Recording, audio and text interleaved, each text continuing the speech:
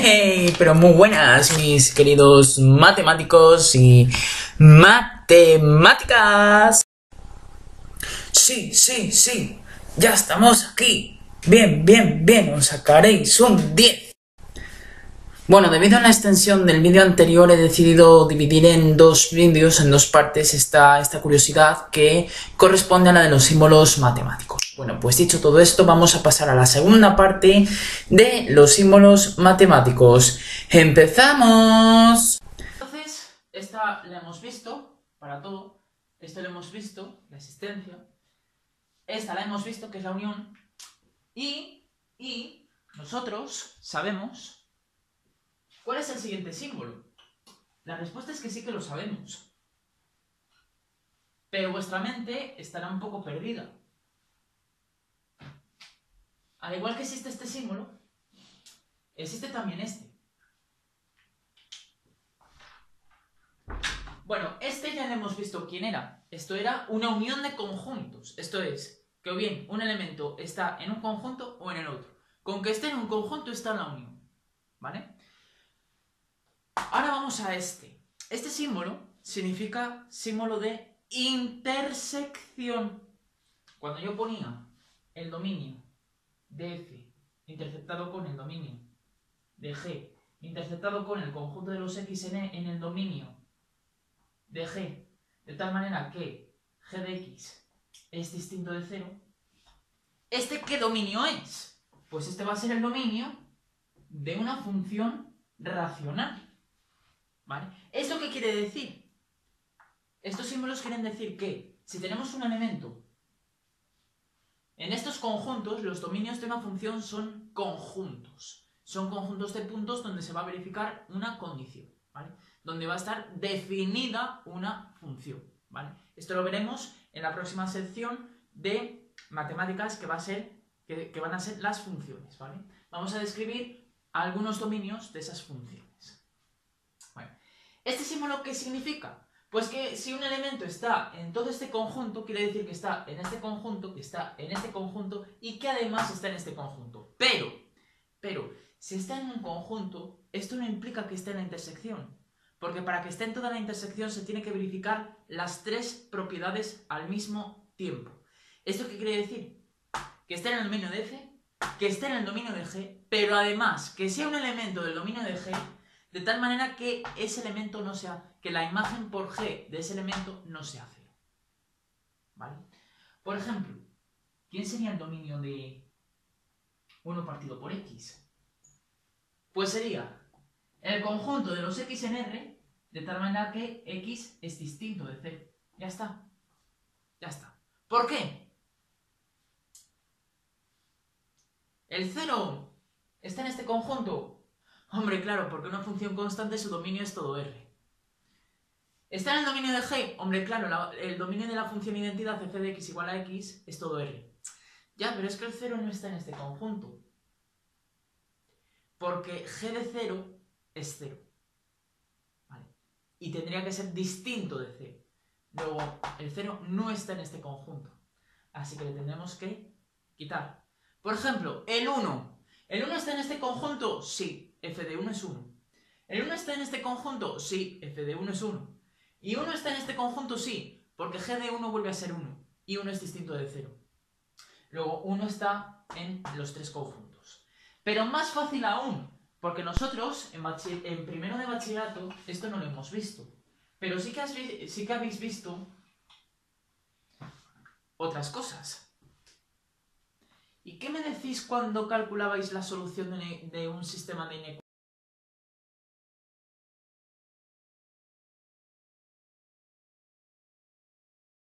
Por ejemplo, ¿qué pasaría si tenemos este sistema de inecuaciones? Bueno, la primera inecuación nos diría que x sería mayor que menos 2. Y la segunda inecuación nos diría que x sería menor que 6. Vale, entonces nos venimos a la recta real y situamos al punto menos 2, 6. Y ahora decimos, escoger los elementos de R de la recta real que sean mayores que menos 2. Vale. Perfecto. ¿Eso qué quiere decir? Que x estaría en el intervalo menos 2 más infinito. ¿Vale? Pero por otra parte, tenemos que x está entre menos infinito y 6. Es decir, si x está en este conjunto y x está en este conjunto, esto quiere decir que x estaría en menos infinito 6 intersección menos 2 más infinito. ¿Esto qué es lo que quiere decir? Que tiene que estar en los dos conjuntos al mismo tiempo. ¿Vale? Claro, aquí pasaría una cosa. El 5 estaría aquí metido. Ya, pero es que el 5 no está aquí. Perdón. He cogido el número que sí que está justamente en la intersección. El 5 está en este conjunto, pero es que también está en este. Así que el 5 es un elemento solución de este sistema. 5 más 3 es 8, que es mayor que 0, y 5 menos 5 es 0, que es menor que 1. Ya está, ¿vale? Sería uno de los posibles puntos solución, pero es que hay más, ¿vale? Ya lo sabemos. Y también tenemos que coger los elementos x que sean menores que 6. Bueno, ¿quién será el intervalo de intersección? Pues todos estos puntos. Los que verifican al mismo tiempo que están en este intervalo y que están en este intervalo. ¿Y quiénes son? Pues la zona rayada. ¿Vale? Y ya está. Esta zona rayada verifica que los puntos de la zona rayada verifican que a la vez están en este intervalo y están en este. ¿Vale? Entonces, ¿quién va a ser esta intersección cuando ponemos esto? Pues esta intersección será justamente ¿quién? Pues será justamente menos 2, 6. Aquí lo vemos. Y además no podemos coger al menos 2 ni al menos 6, perdón, ni al 6, porque las desigualdades son estrictas. Pero si hubiéramos puesto esto, aquí deberíamos de poner esto. ¿Vale? Lo sabemos. Y si hubiéramos puesto esto a la vez, o sin esto, tendríamos que poner, pues esto. Y si hubiéramos puesto los dos desigualdades no estrictas, ¿vale? Pues tendríamos que poner todo, pues, como vemos aquí, ¿vale? Y eso con cualquier otro ejemplo. Bueno, y terminando esta curiosidad del aprendizaje de todos los elementos que nos podemos encontrar en nuestra historia de las matemáticas, ¿vale? Deciros que los siguientes elementos os los vais a encontrar en segundo de bachillerato, ¿vale? En cuanto se refiere al límite, en cuanto se refiere al teorema de Bolzano, al teorema de Rolle, al teorema de la acotación de una función en un compacto, etcétera, etcétera, etcétera. Que os repito el teorema.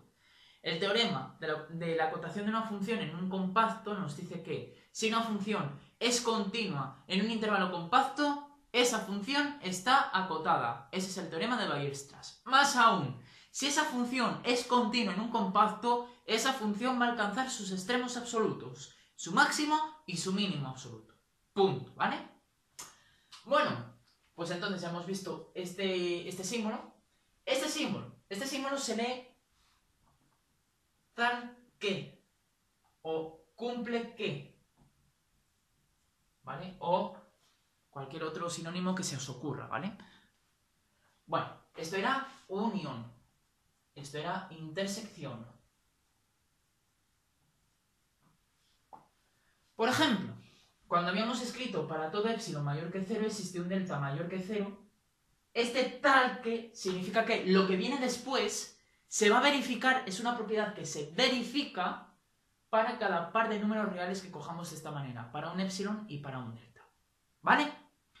¿Qué se va a verificar? Pues que si x menos a es menor que delta y utilizamos este símbolo, implica que f de x menos l es menor que epsilon. Esto es la definición de que el límite cuando x tiende hacia a de f de x es l. Ya está, ¿vale? Bueno, pues eso significa el tal, ¿vale? El tal que significa que cuando hemos declarado dos elementos, sean reales, sean naturales, sean racionales, sean del conjunto que nos dé la realísima gana, conjunto de piedras, quizá, ¿vale? Lo que viene después es lo que se va a cumplir para esos números declarados, para esos símbolos declarados, ¿vale? Entonces esto es el significado del tal que, o se cumple que, o son requisitos que se cumplen tal, ¿vale? Bueno, esto. Para hablar de este símbolo, tenemos que hablar de dos propiedades, de la propiedad que llamaremos A y de la propiedad que llamaremos B. Este símbolo quiere decir que lo que hay en A va a producir B. Por ejemplo, la persona se tomó el veneno. Entonces, veneno implica muerte. Por ejemplo, ¿vale? O aprobado implica premio, ¿vale? O aprobado implica título. Cuando habéis estado en cuarto de la ESO, si lo habéis aprobado todo, quiere decir que os expiden un título y ya está, ¿vale? Bueno, vamos a ver, ¿esto qué es lo que significa? Que lo que hay a la izquierda va a implicar lo que hay a la derecha, es decir, la propiedad B es consecuencia de lo que haya ocurrido en A. Claro, si todo el mundo nos tomamos un veneno, esto quiere decir que vamos a estar en el otro barrio dentro de, a lo mejor, en horas o en minutos, ¿vale? ¡Ojo! Esta propiedad no tiene por qué implicar lo contrario. Muerte no tiene por qué implicar veneno, porque a lo mejor la muerte puede ser natural, ¿vale? O la muerte puede ser que nos hayamos caído desde un piso 194, ¿vale? O sea que esto no tiene por qué ocurrir, ¿vale? Aprobado implica premio. Hombre, claro, si aprobamos todo, pues pasamos al siguiente curso. Ese es el premio que nos dan los profesores. La inversa, pues al igual que lo anterior, no tiene por qué ocurrir. Porque un premio a lo mejor nos lo han dado por habernos portado bien, por haber trabajado más de la cuenta, por ejemplo nuestro sueldo, etcétera, etcétera, etcétera. Aprobado implica título, pero es que en este caso se va a verificar lo contrario en vuestras enseñanzas. Si lo aprobáis todo, absolutamente todo, sin que os quede ninguna asignatura, ni de la ESO ni de bachillerato, vais a recibir un título, ¿vale? Título instituto voy a poner. Título instituto. Pero es que se cumple también lo recíproco. Si obtenéis el título del instituto, es porque, y hay que leerlo, la propiedad al revés, es porque lo habéis aprobado todo. ¿Qué quiero decir con esto? Que para demostrar un sí, solo sí, no solamente vale con ver un sentido, sino que tenemos que ver el recíproco. Cuando habíamos hablado del teorema del resto, he dicho, existe una especie de recíproco para este teorema. ¿Qué quiere decir esto? Hemos demostrado el teorema del resto, pero es que también hemos tenido que demostrar su recíproco, es decir, la vuelta, es decir, el teorema del factor, ¿vale? Es simplemente eso. Bueno, entonces, implica, pero este implica es que la propiedad de la izquierda implica lo de la derecha, es decir, que la propiedad de la derecha es consecuencia de la izquierda. Esto, pues también es un implica, obviamente. Pero ahora, el implica leído al revés del anterior. Que la propiedad de la izquierda es consecuencia de la derecha. O que la propiedad de la derecha implica lo de la izquierda. Ya está. No hay más que decir. Esto se puede entender mediante dos conceptos. El concepto de equivalencia entre dos proposiciones, entre dos propiedades, ¿vale? O bien mediante una doble implicación. Esta y esta, que ya os la he explicado antes, ¿vale? Cuando decíamos, si f es continua, es porque el límite cuando x tiende hacia un punto a de f de x, pues es esa función evaluada en el punto a, ¿vale? Pero es que, además, se cumple lo contrario. Y aquí no hay nada que probar, porque esta es justamente la definición de que una función f sea continua. Bueno, esta es justamente la definición. Cuando las propiedades son definiciones no hay nada que probar. Entonces eso es lo más sencillo. Es decir, por definición se cumple esta propiedad. Se acabó. Esa es la demostración. ¿Vale? Así que puede implicar doble implicación o equivalencia. Pero para demostrar una equivalencia entre dos propiedades tenemos que demostrar sí o sí la doble implicación. Por ejemplo, A unión B es A, sí solamente sí, B está contenido en A. ¿Vale? Esto lo veremos. ¿Qué quiere decir? Claro, ¿cuál será la propiedad más sencilla de probar? Esta implica esta. Porque si todo elemento X de B lo es de A, ¿vale? Y A, o sea, si tenemos un elemento en esta unión, o sea, para ver la igualdad entre dos conjuntos, veremos que tenemos que probar la doble contención. Un conjunto está contenido en el otro y el otro lo está en el uno, ¿vale? Entonces, si tenemos un elemento en esta unión, quiere decir que X está en A o X está en B, pero todo elemento de B lo es de A. Entonces esto quiere decir que X está en A. Está en A unión A. Pero es que eso es A. Entonces no hay nada que probar aquí ya. ¿Vale? O sea, X está en A. Y al revés. Si X está en A, X está en la unión de A con A. Pero es que todo elemento X de B lo es de A. Entonces está en esta unión y aquí no hay nada que probar. Pero es que siempre se os olvida probar la otra implicación. Siempre se os olvida esta implica esta. ¿Qué es? Si tenemos un X en B, quiere decir que este X está en esta unión. Porque si tenemos un elemento en un conjunto, automáticamente va a estar en la unión, que forme ese conjunto con otro. Pero es que esa unión es A. ¿Y esto qué quiere decir? Que X está en A. Entonces, si X está en B, implica que X está en A, entonces se cumple esta contención y se acabó. ¿Vale? Y era justamente la más sencilla. ¿Vale? Bueno, pues ya está.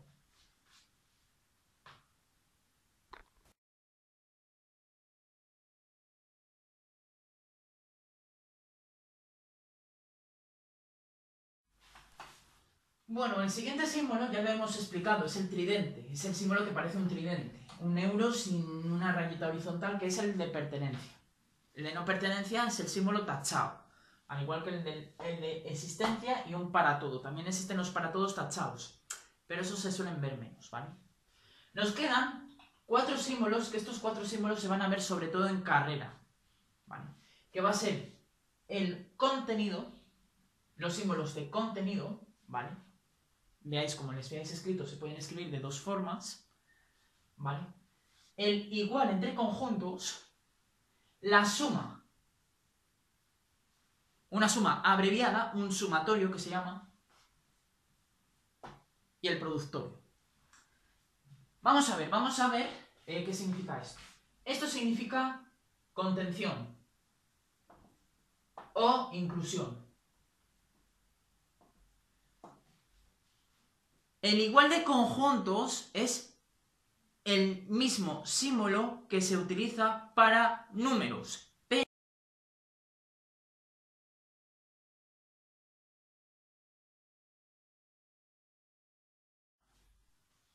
Bueno, entonces, como estábamos diciendo, la igualdad entre conjuntos es el mismo símbolo para la igualdad entre números, ¿vale? Lo que pasa que aquí, para demostrar que dos conjuntos son iguales, hay que probar la doble contención. ¿Eso qué quiere decir?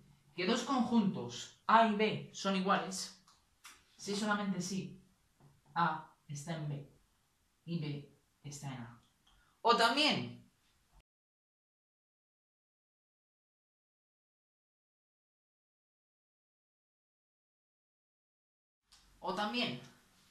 A contiene a B, ¿vale?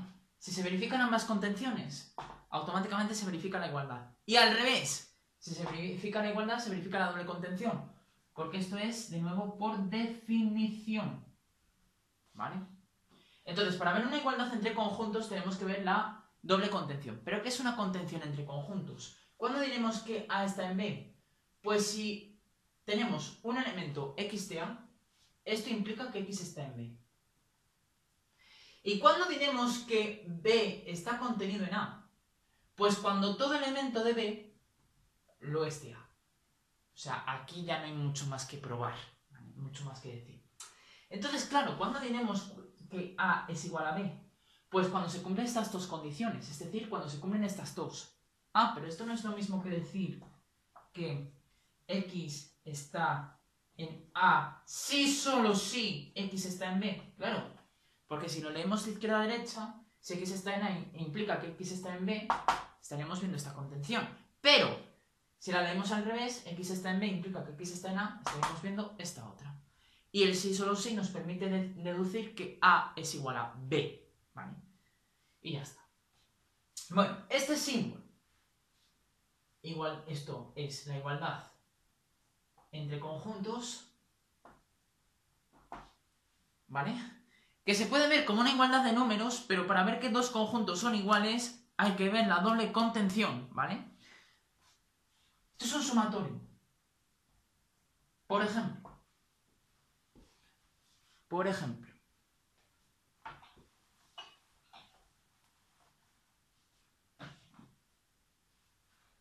1 más 2 más 3 más 4 más 5. Esta suma se puede poner como la suma de todos los i, este equivale a 1, este equivale a 5 de i. ¿Vale? Esta suma abreviada se puede poner así. Y nosotros sabemos cuánto vale esto. 5 por 5 más 1 partido por 2. Que esto es 15. Claro, 5 y 4, 9, y 3, 12, 14, 15. Ya está, ¿no? Ya, pero es que tenemos además una suma cerrada para la suma de los n primeros números naturales. Que la deberíais de saber todo el mundo cuando habéis estudiado sucesiones de números reales. Que esto es la suma de todos los i, este equivale a 1. En vez de poner aquí un 5, como había puesto antes, esto iría ahora hasta n de i. ¿Y esto quién es? Pues en vez de poner 5, ponemos n. N por n más 1 partido por 2. ¿Vale? Y esto es lo que significa este sumatorio. Y bueno, el productorio, pues en vez de poner más, ponemos por. ¿Vale? Este símbolo se va a ver más en la carrera también. Pero el productorio simplemente es, en vez de cambiar una suma, por un producto. Se acabó. ¿Vale? Esto también se puede poner como el producto de todos los i's, este equivale a 1, este equivale a n de i. Amigos, n por n menos 1, por n menos 2, por 4, por 3, por 2 y por 1. Estamos multiplicando números menores o iguales que ese número. El anterior con el anterior del anterior, con el anterior del anterior del anterior. ¿Eso qué es? Anda, si es el factorial de n. ¿Curiosidad? ¿Casualidad? No. Es porque yo he querido elegir ese ejemplo así. ¿Vale? Porque si ahora tendría el productorio de todos los i's, este equivale a 1, este equivale a n de i más 1, esto ya no es el factorial de n. Esto sería 2 por 3 por 4 por n más 1. ¿Vale? Esto ya sería ahora, si aquí añadimos un 1, que nos daría igual, esto sería el factorial de n más 1. Ya. Pero si ahora pongo un 2, esto ya no es el factorial de ningún número. Porque el factorial solamente habéis visto factoriales de números naturales. Ni de números enteros, negativos, ni de números reales, ¿vale? Aunque que sepáis que los factoriales se van a definir exactamente de la misma manera, ¿vale? Por ejemplo, no habéis visto el pi factorial, no habéis visto el e factorial, no habéis visto el raíz de menos 1 factorial. Porque eso ni siquiera está definido, ¿vale? Sería con otras técnicas de aproximación numérica, ¿vale? Que eso se ve en la carrera más adelante. Bien, bueno, pues estos son los principales símbolos que nos podemos encontrar en la carrera de matemáticas y en vuestra carrera académica en los institutos. Se acabó la curiosidad.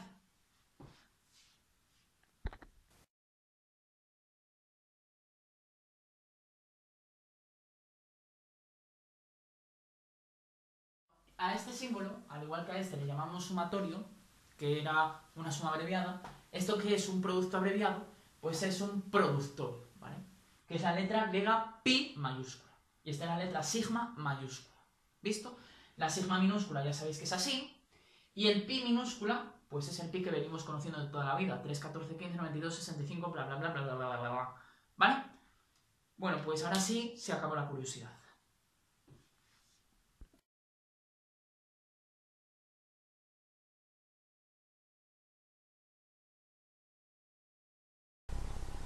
Bueno, pues ahora sí, esta ha sido la curiosidad de los símbolos matemáticos, que nos ha llevado 2 vídeos debido a la extensión que tenía el primer vídeo.